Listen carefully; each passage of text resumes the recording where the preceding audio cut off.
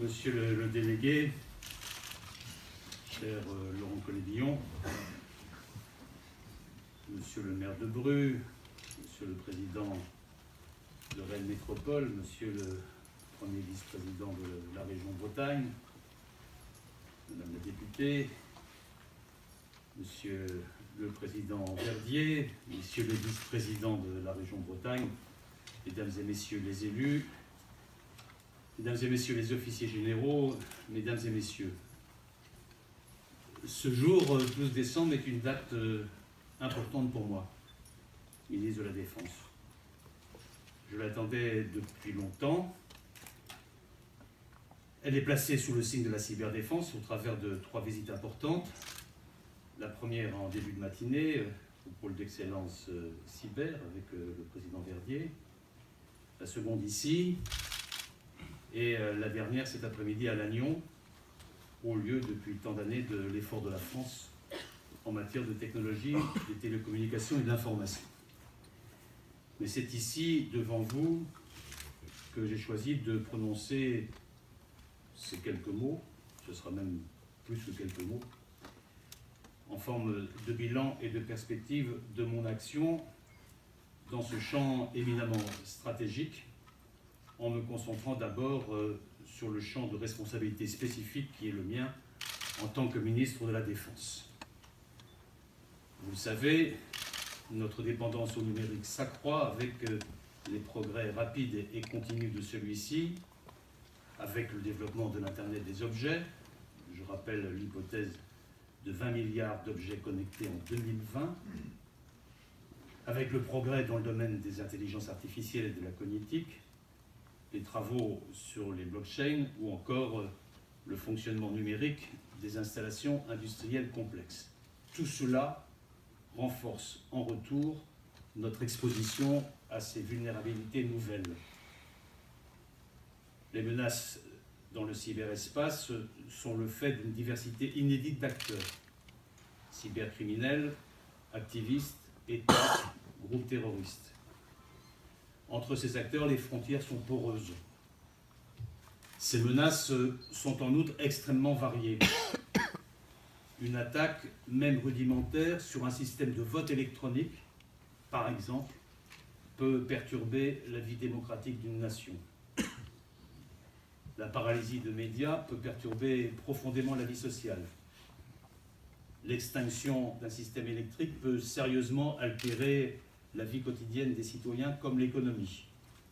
Et je n'évoque pas des scénarios de paralysie ou de destruction plus cataclysmiques qui semblaient encore il y a peu de temps dignes de films d'anticipation, mais dont la faisabilité s'est malheureusement accrue. Les menaces de type cyber recouvrent en outre des réalités profondément asymétriques, dans lesquelles de faibles moyens permettent d'obtenir des effets importants analogues à ceux d'actions plus conventionnelles, en particulier lorsqu'elles visent des infrastructures civiles critiques, voire des cibles militaires. Ces menaces, mesdames et messieurs, sont appelées à s'intensifier. La fréquence et l'ampleur des attaques augmentent sans cesse dans le cyberespace. Nous le constatons quotidiennement, tout comme leur sophistication technologique se poursuit, témoignant ainsi d'une prolifération préoccupante des moyens d'agression. Parallèlement, si peu d'États disposent à l'heure actuelle des moyens de mener des actions cyberoffensives de grande ampleur, causant des dommages importants, leur nombre d'une part et leur capacité d'autre part devraient s'accroître rapidement sous l'effet du faible coût et de la diffusion rapide des technologies numériques. Par ailleurs, d'ores et déjà, les capacités d'attaque plus rudimentaires de type saturation sont à la disposition de tous les acteurs. Et c'est une des caractéristiques de ce milieu sur laquelle je veux insister.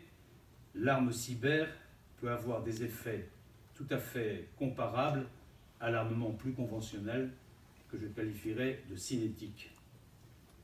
Un missile sophistiqué tiré d'un avion de chasse n'est à l'évidence accessible qu'à peu d'organisations dans le monde. Alors que l'arme cyber, dont la conception nécessite parfois des moyens très importants, est la plupart du temps réplicables à l'infini. Stuxnet en constitue un exemple flagrant puisque, au-delà de l'effet visé sur le programme nucléaire iranien, vous le savez, de nombreuses variantes en ont été déclinées et on peut dire qu'il a en quelque sorte échappé à ses concepteurs. Pour toutes ces raisons, et notamment la grande accessibilité de l'arme, les groupes terroristes qui utilisent actuellement Internet à des fins de planification, de propagande et de recrutement pourraient devenir des acteurs à part entière du domaine cyber.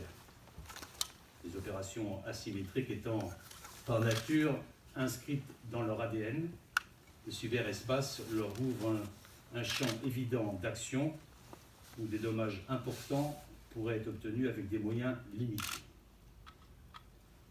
Notre réflexion doit aussi tenir compte de la grande diversité de contextes dans lesquels les attaques cyber peuvent être déployées. Ce peut être une arme parmi d'autres dans le cadre d'un conflit conventionnel, un moyen de pression dans le cadre d'une crise en cours de développement ou un outil utilisé ponctuellement pour causer du tort à nos intérêts. Et nous connaissons bien désormais des problèmes redoutables qui se posent le plus souvent pour déterminer l'origine des attaques, problèmes qu'exploitent bien sûr nos ennemis. Parfois, dès lors, les auteurs des attaques souhaiteront être connus. Dans d'autres cas, ils préféreront demeurer anonymes. Souvent, ils choisiront un certain degré d'incertitude sur leur responsabilité. À cet égard, je voudrais lever d'emblée toute ambiguïté concernant l'utilisation du concept de dissuasion qui est souvent évoqué à propos de la cyberdéfense. En France, historiquement, ce terme est employé de manière exclusive dans notre stratégie pour caractériser la dissuasion nucléaire, garantie ultime de notre souveraineté. Et contrairement à certains de nos partenaires, nous n'avons jamais adopté la notion de dissuasion conventionnelle, estimant que jamais un armement classique n'exercerait l'effet radical de dissuasion propre au nucléaire. Il ne me semble pas qu'il faille modifier ici notre analyse. Je ne vois pas en quoi, en effet, l'arme cyber exercerait l'effet de retenue ou de dissuasion très spécifique que nous constatons et entretenons avec la dissuasion nucléaire. Et le mode de fonctionnement de la dissuasion nucléaire est profondément différent des batailles cyber. C'est la raison pour laquelle je rattache plus volontiers dans nos modes de raisonnement les problématiques cyber aux problématiques conventionnelles. À mon sens, l'émergence d'un nouveau milieu, d'un champ de bataille cyber, doit nous amener à repenser profondément l'art de la guerre. De la même manière que l'émergence de l'aviation au début du XXe siècle a profondément transformé la doctrine militaire, au point que ceux qui en avaient le mieux et le plus rapidement pensé l'utilisation en ont tiré des bénéfices opérationnels et stratégiques considérables. De même, il me semble aujourd'hui indispensable de développer une doctrine et une stratégie cyber de défense et d'intégrer l'ensemble des volets cyber dans notre pensée militaire. La défense de la France doit s'adapter aux enjeux actuels et futurs de ce champ de bataille. La supériorité opérationnelle de nos forces armées, c'est-à-dire la capacité à maîtriser des crises où intervient l'art militaire, comme la capacité d'entrer en premier sur un théâtre de conflit et y contraindre un adversaire, passe désormais, j'en ai la conviction, par la recherche et l'obtention de la supériorité dans l'espace cyber. Ainsi, pour gagner les nouvelles guerres, j'estime qu'une adaptation de notre outil de défense est indispensable. Ce sont quelques-uns des grands principes de cette adaptation que je veux vous présenter aujourd'hui. Je me limiterai pour l'essentiel à ce qui relève du ministère de la Défense, mais il va de soi que nombre de ces questions ressortissent aussi d'un champ plus large, interministériel et gouvernemental, notamment pour ce qui concerne la protection de nos infrastructures critiques. Cette doctrine devra donc s'intégrer dans une stratégie d'ensemble à définir sous l'égide du Président de la République et du Premier ministre. Je me concentre ici sur les missions de notre appareil militaire et de défense que l'on peut classer en 3 catégories. Les missions de renseignement et investigation, celles de protection-défense, celles de riposte et neutralisation. Ces catégories sont d'ailleurs originellement celles des opérations conventionnelles.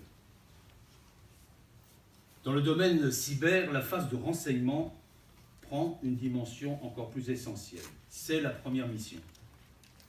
Elle a pour objectif de contribuer à identifier nos failles ou nos vulnérabilités potentielles, de détecter des actions hostiles dans le cyberespace, de les caractériser, éventuellement d'en trouver la source, de mener les investigations nécessaires pour attribuer une attaque, la caractériser, en déterminer les effets et en découvrir les motivations, de participer aux actions de remédiation et de contribuer à préparer, planifier et soutenir les actions offensives. C'est le premier pilier de la stratégie de défense cyber.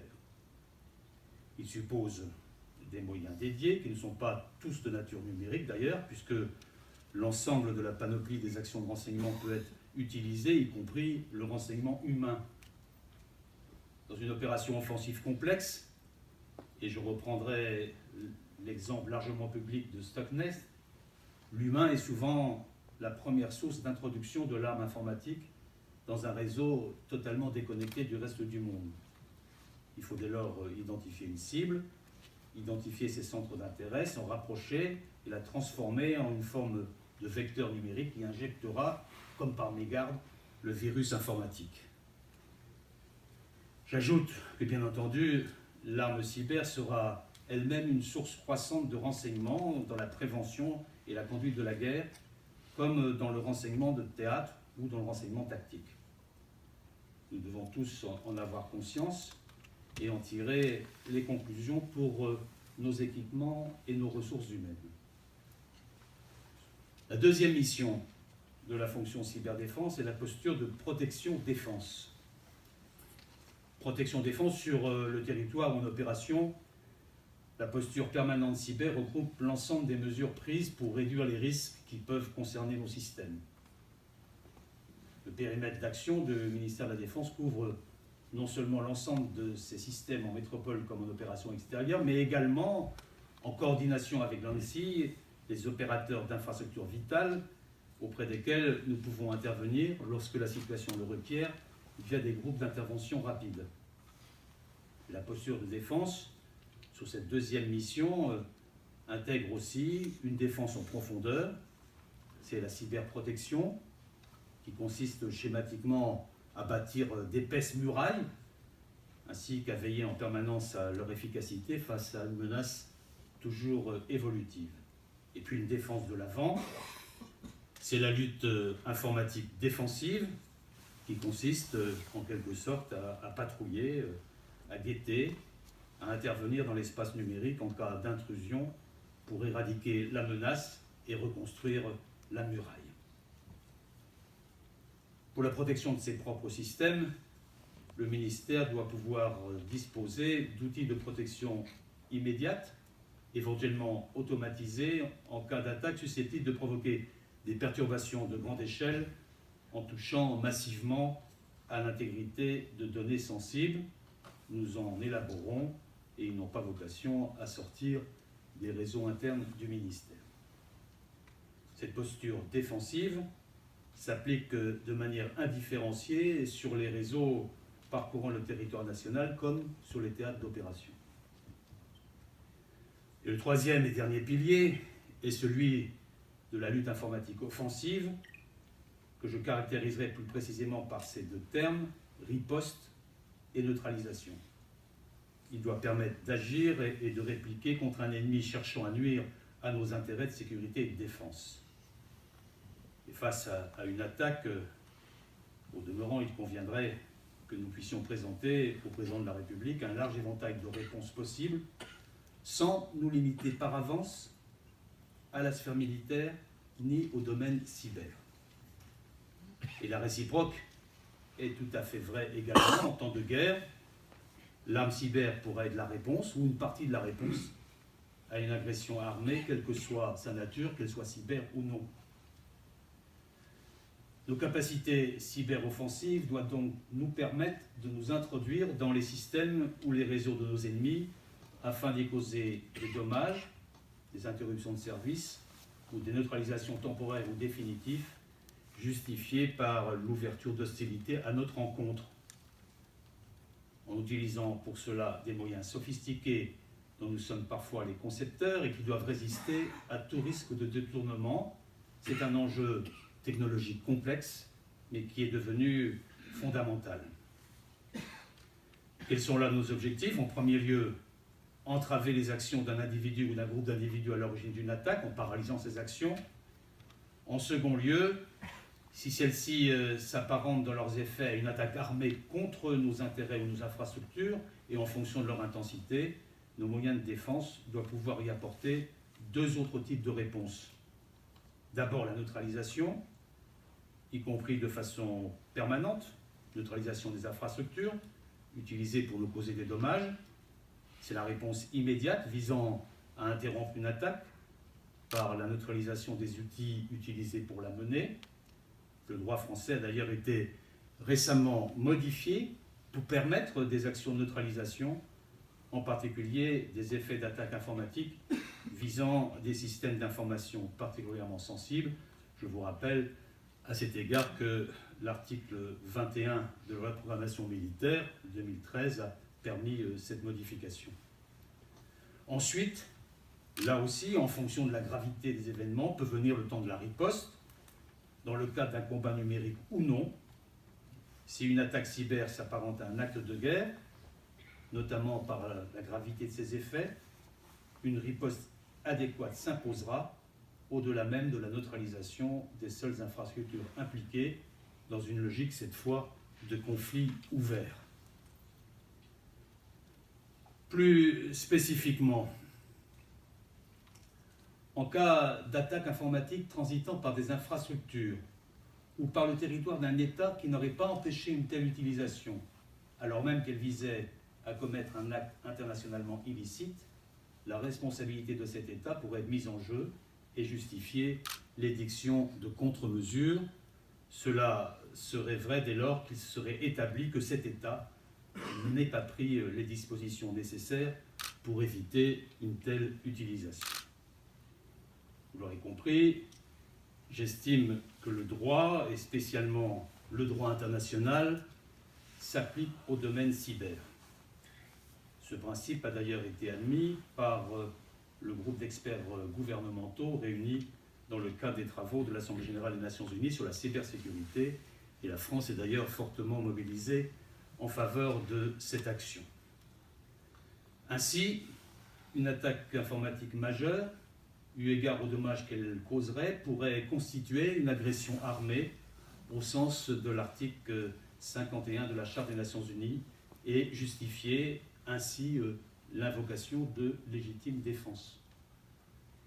Et dans ces cas, les principes associés à l'exercice de la légitime défense à l'égard d'agressions armées, effectives ou imminentes, notamment la proportionnalité et la nécessité, trouveraient à s'appliquer et que cette agression émane d'États ou de groupes terroristes assimilables. Par leur gravité et par leur nature, cette mise en œuvre pourrait paraître indispensable. Par ailleurs, le cyber nous offre une nouvelle panoplie d'instruments pour maîtriser l'escalade d'une crise avec la possibilité d'actions significatives sans emploi de la force armée. En résumé, l'arme cyber est une arme à part entière qui fait partie de la panoplie des moyens à disposition du commandement militaire en les complétant de manière particulièrement efficace. Aucune opération militaire aujourd'hui ne se conçoit plus sans que cette dimension soit prise en compte.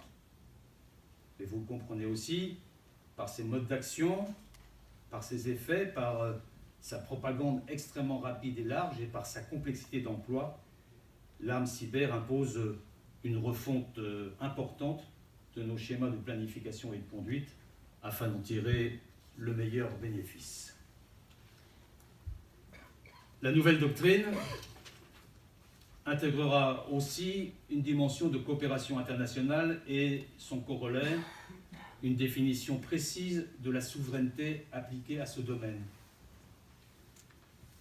Nos moyens militaires cyber doivent participer à nos efforts de coopération militaire avec les pays alliés ou amis de la France.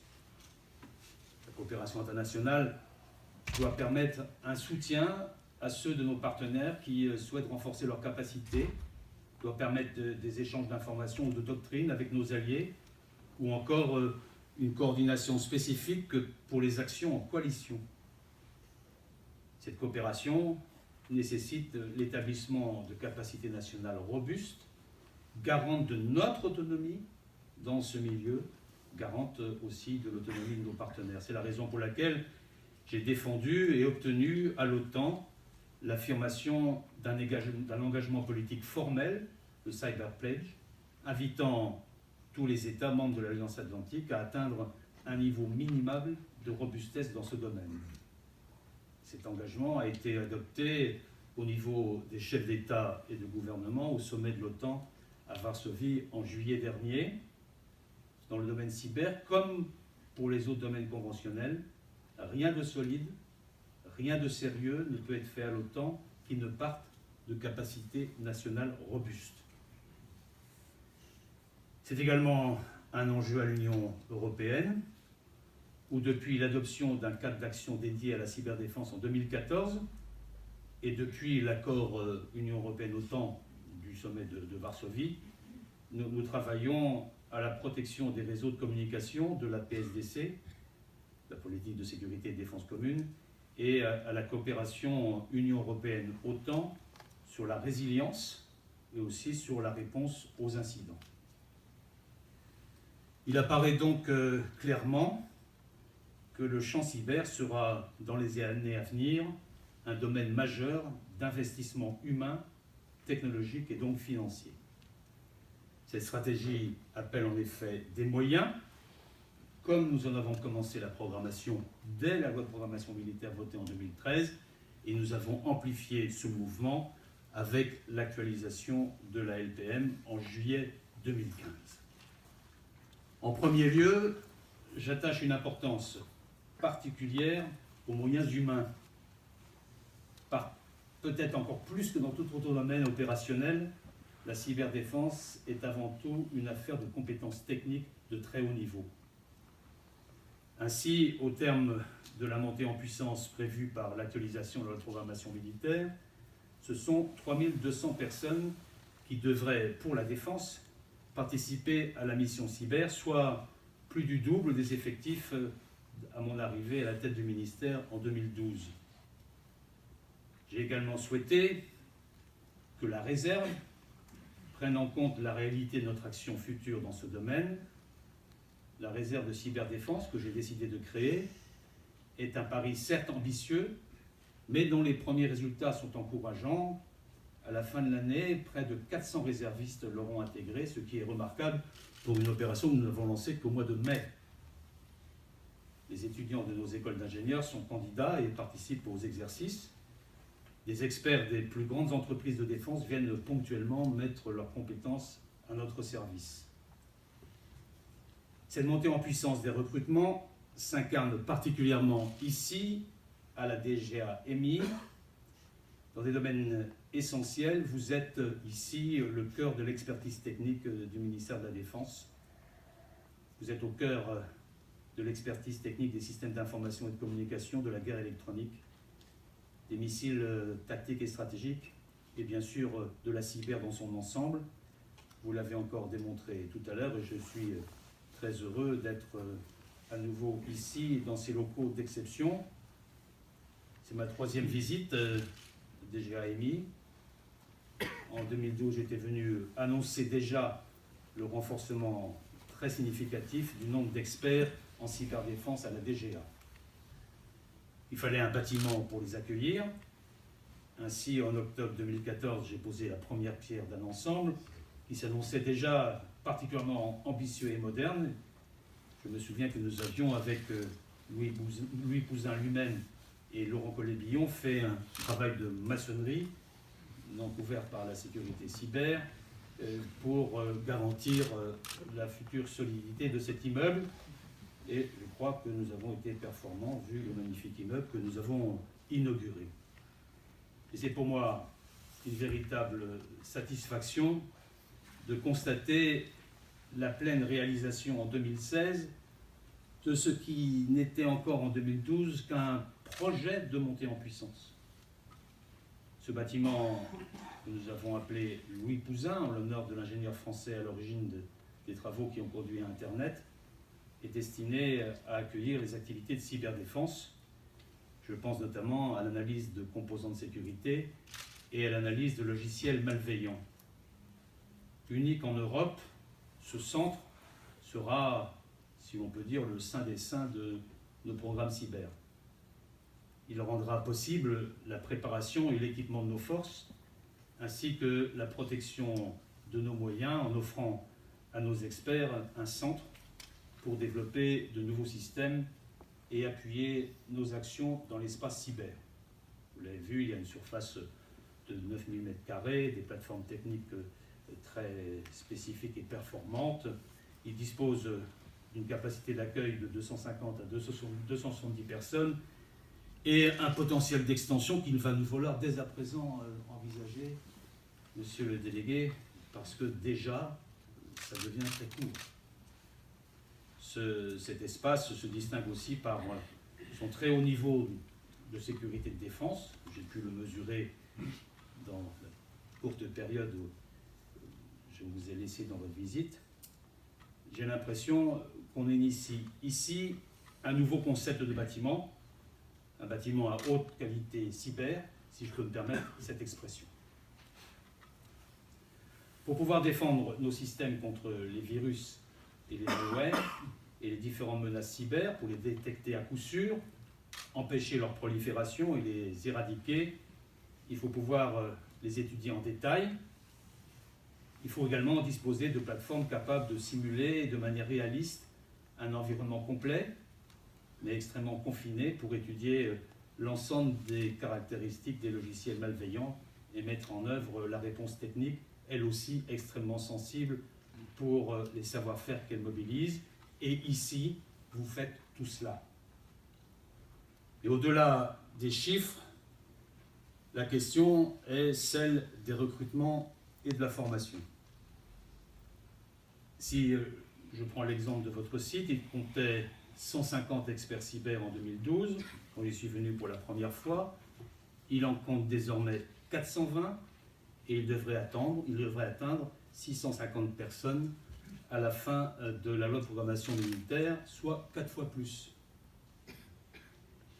Cet effort de recrutement est conséquent pour vos équipes, monsieur le délégué général, et j'en ai conscience.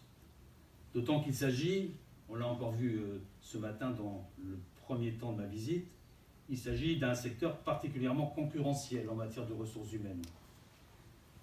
Au moins, vous pouvez mettre en avant l'intérêt technique des sujets proposés aux experts que vous embauchez. C'est un atout. Sans compter la qualité de vie en Bretagne. Deuxième atout. Mais cet intérêt technique, l'excellence de DGA EMI, comme la conviction de servir son pays et l'intérêt général, sont des marqueurs forts d'attractivité. Il est prévu que les recrutements déjà élevés ces dernières années augmenteront encore en 2017. En 2017, 100 experts supplémentaires sont prévus. La localisation géographique de DGA EMI et son excellence technologique tout à fait reconnue permettent de sélectionner des candidats expérimentés et de très haut niveau.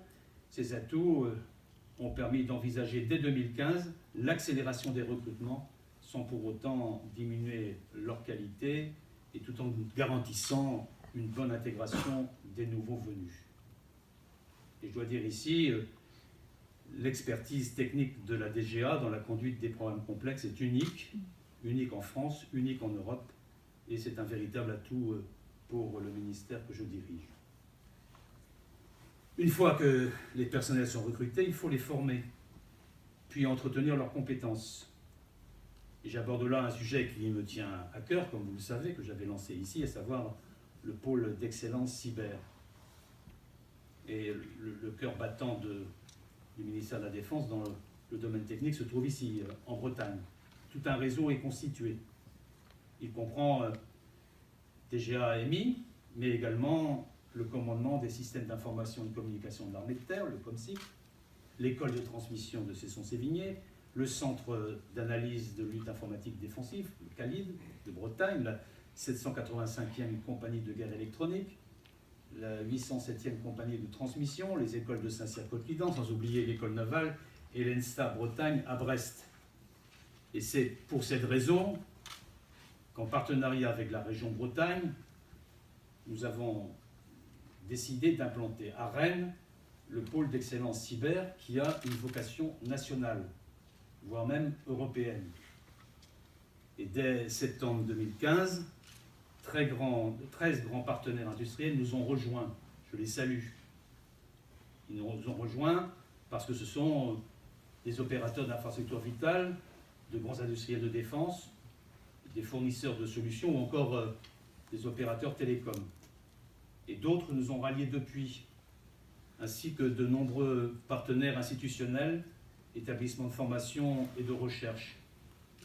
Je veux mentionner par exemple, parmi de nombreux autres opérateurs de formation, le CNAM de Saint-Brieuc, que je connais bien, qui délivre une formation remarquable à destination des ministères de la Défense et de l'Intérieur. Je pense également à Télécom Bretagne, particulièrement investi et qui anime le club de formation. Je pense aux universités, l'Université de Bretagne Sud, qui a notamment instauré une formation cyber par alternance.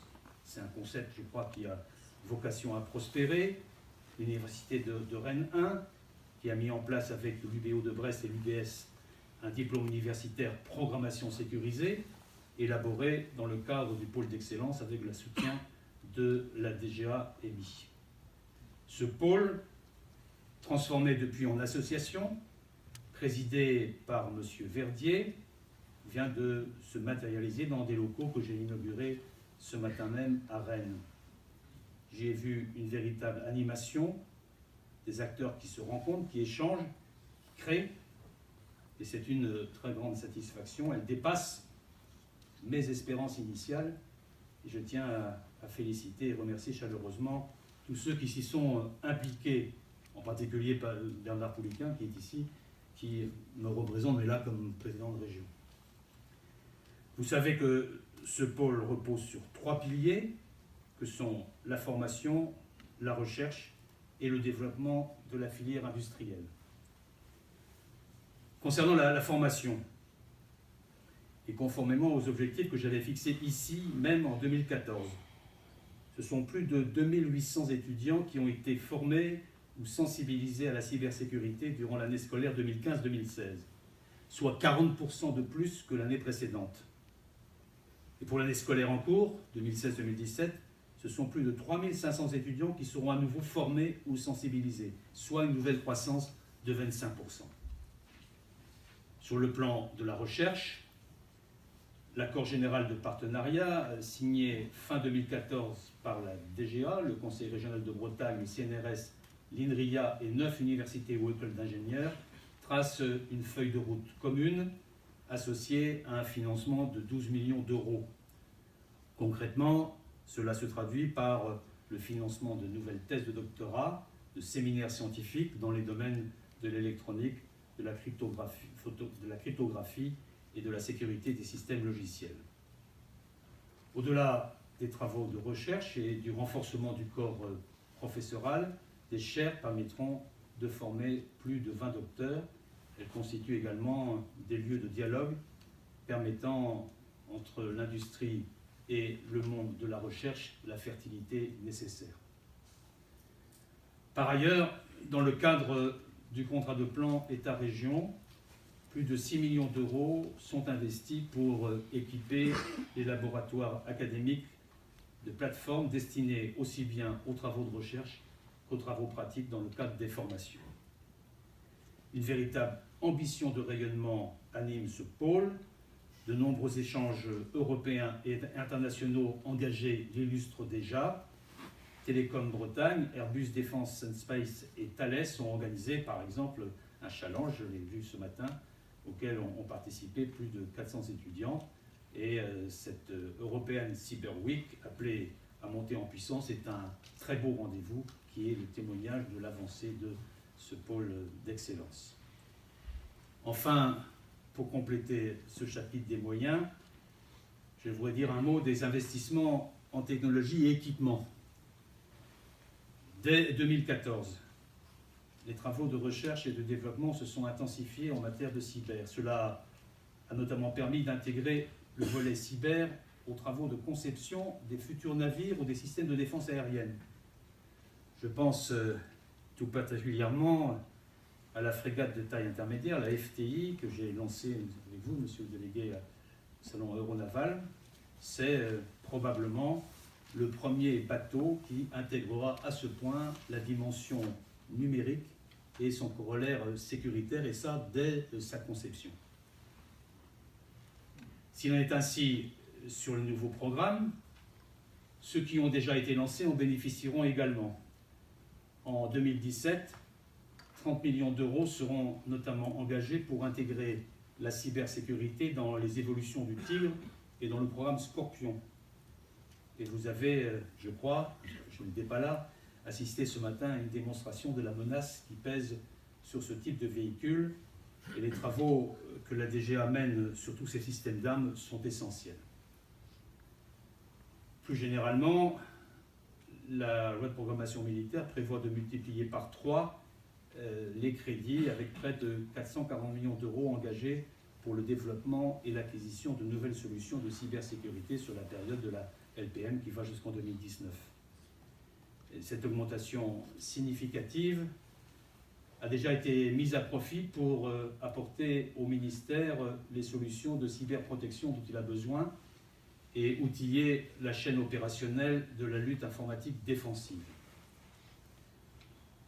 En matière de protection, le développement de produits de chiffrement, comme par exemple des chiffreurs réseau ou des téléphones chiffrants, se poursuit conformément aux feuilles de route redéfinies par mes soins en 2014. La mise en service du nouveau chiffreur CRIP6, apte à protéger des informations jusqu'au niveau secret défense, va débuter dans les semaines à venir. Elle permettra d'améliorer encore la sécurité de nos réseaux en intégrant les dernières technologies de cryptographie et de protection. Le développement de produits souverains de détection, comme des sondes réseau ou des sondes hautes, vient aussi d'être notifié à nos industriels de confiance. Cela doit contribuer à renforcer, là encore, la détection des attaques visant nos systèmes les plus sensibles. Mesdames et messieurs, à ce point de mon intervention, j'ai exposé les principes d'une nouvelle doctrine de cyberdéfense que je compte publier officiellement très prochainement. Elle repose sur 4 axes: celui des missions, celui de la coopération internationale, l'axe juridique et l'axe des moyens. Vous avez perçu toute l'ambition d'un tel programme, mais aussi les résultats déjà accomplis. Et pour être à la hauteur de tels enjeux, il fallait que le ministère de la Défense se réorganise. Et c'est une ambition majeure de la doctrine que je viens d'énoncer. En l'espace de quelques années, la guerre s'est métamorphosée. Il est donc nécessaire de créer une nouvelle composante au sein des armées pour asseoir notre souveraineté et notre indépendance nationale et rester ainsi maître de notre destin. C'est pourquoi j'ai décidé de créer un commandement des opérations cyber. Cette création engage résolument nos armées vers les nouvelles formes de combats globaux du XXIe siècle et nous devons en tirer évidemment sans tarder toutes les conséquences. La nouvelle organisation de cyberdéfense consacrera donc au sein du ministère de la Défense la création d'un cybercom, comme au sens de commandement. Ainsi, la France disposera, aux côtés du directeur général de l'ANSSI, relevant du Premier ministre, pour tout ce qui concerne la manœuvre générale de protection des infrastructures vitales du pays, et du délégué général pour l'armement placé auprès de moi pour l'ingénierie technique et l'acquisition des technologies et équipements d'un commandeur pour mener les opérations militaires dans l'espace numérique.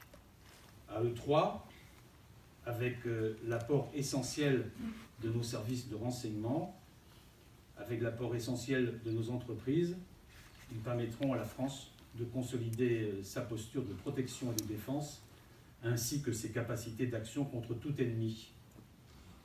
La planification, le contrôle et la conduite des opérations de cyberdéfense seront effectués au sein de la chaîne de conduite des opérations des armées, selon une doctrine militaire en cours de révision pour y intégrer davantage encore l'impact de cette nouvelle capacité. Ce commandement assistera le ministre en matière de cyberdéfense et sera placé sous la responsabilité directe du chef d'état-major des armées. Il disposera d'un état-major resserré et aura autorité sur toutes les unités opérationnelles spécialisées dans la cyberdéfense au sein du ministère, appartenant à toutes les armées, directions et services, soit 2600 personnes, c'est-à-dire, si je peux me permettre l'expression, 2600 combattants numériques en 2019, auxquels s'ajouteront les 600 experts de la DGA. Ces forces seront complétées par 4400 réservistes de cyberdéfense, soit 4000 réservistes citoyens de cyberdéfense et 400 réservistes opérationnels, chiffres qui seront atteints, je l'espère, grâce à la nouvelle politique des réserves que j'ai impulsée sous la demande du président de la République et qui commence déjà à porter ses fruits, puisque je vous ai indiqué tout à l'heure des chiffres de montée en puissance très, très significatifs. De manière macroscopique, et pour reprendre les thématiques évoquées précédemment, ce commandement sera structuré en 4 pôles. Un pôle protection, qui reposera notamment sur les personnels de la DIRISI en charge de la sécurisation des réseaux. Un pôle défensif, qui intégrera notamment le CALID. Un pôle que je qualifierais d'action numérique et qui couvre les différentes missions vues précédemment, que ce soit des actions offensives ou de renseignement par exemple. Des unités de combat informatique seront d'ailleurs créées pour remplir les missions offensives et s'appuieront en tant que de besoin sur les personnels engagés dans la réserve. Enfin, le 4e pôle sera plus spécifiquement chargé de la réserve. Comme je l'ai précisé, l'ensemble de la chaîne de commandement cyber s'appuiera sur la DGA et sera étroitement relié avec elle pour bénéficier de ses capacités en matière d'expertise technique et d'ingénierie, ses capacités en matière de conduite de programme et d'acquisition de moyens. Il s'appuiera en outre sur la DGRIS pour mieux penser l'intégration de cet outil dans la stratégie de défense et surtout assurer l'articulation avec nos partenaires et alliés. Il s'appuiera également sur la direction des affaires juridiques pour tous les aspects juridiques. Bref, toutes les composantes du ministère seront associées à cette ambition. Les décrets et arrêtés modifiant le Code de la Défense sont en cours d'élaboration et devraient être promulgués au printemps 2017. Une structure préfiguratrice sera mise en place dès le 1er janvier 2017. Cette institutionnalisation de la cyberdéfense ne signifie pas que son évolution est achevée, au contraire, mais elle stabilise sa base pour lui donner un nouvel élan et pour aller plus loin. Mesdames et messieurs, j'avais lancé début 2014 un pacte défense cyber pour structurer l'intégralité de mon action dans ce domaine. Plus de 3 ans, quasiment plus de 3 ans plus tard, j'en mesure avec satisfaction les résultats. Les niveaux de recrutement envisagés ont été dépassés, les engagements financiers prévus ont été réalisés, l'écosystème que j'appelais de mes voeux est lui aussi en train de se constituer, comme le prouve cette journée, au titre de laquelle, dans la même matinée, j'inaugure le pôle d'excellence cyber, le bâtiment en cousin, et tout à l'heure, à Lannion, je pourrai mesurer l'avancement de l'implantation par Nokia d'une unité dédiée également à la cyber, preuve que le noyau que nous créons ici possède une puissance d'attraction très forte. Cet effort n'est qu'un point de départ. La prolifération inéluctable à court terme de l'usage de l'arme cyber va rencontrer celle tout aussi importante de la numérisation de nos systèmes, le développement de l'Internet des objets, les avancées récentes de l'intelligence artificielle vont eux aussi bouleverser notre système de défense, le rendre beaucoup plus performant, mais aussi augmenter notre exposition à la menace cyber. Le prochain défi de la cyberdéfense ne sera donc plus uniquement de détecter les attaques informatiques, mais bien de pouvoir continuer à mener nos opérations militaires en étant sous le coup d'une agression cyber et en utilisant l'espace cyber pour conduire nos propres opérations. Nous devons donc nous engager dans cette nouvelle accélération, faire en sorte que l'effort national soit conforté afin que la France puisse faire prévaloir ses intérêts dans ce nouveau champ de confrontation. Et les démonstrations qui m'ont été faites ce matin, comme les échanges que nous avons eus, m'ont à nouveau prouvé notre performance et notre compétence technique exceptionnelle. Il m'appartenait de la structurer, c'est désormais chose presque faite, puisque dans quelques jours, un commandement de la cyberdéfense sera installé et il s'appuiera sur une doctrine clarifiée que j'ai esquissée dans mon propos. Mesdames et messieurs, je suis conscient d'avoir été un peu long, mais chacun a compris l'importance des enjeux.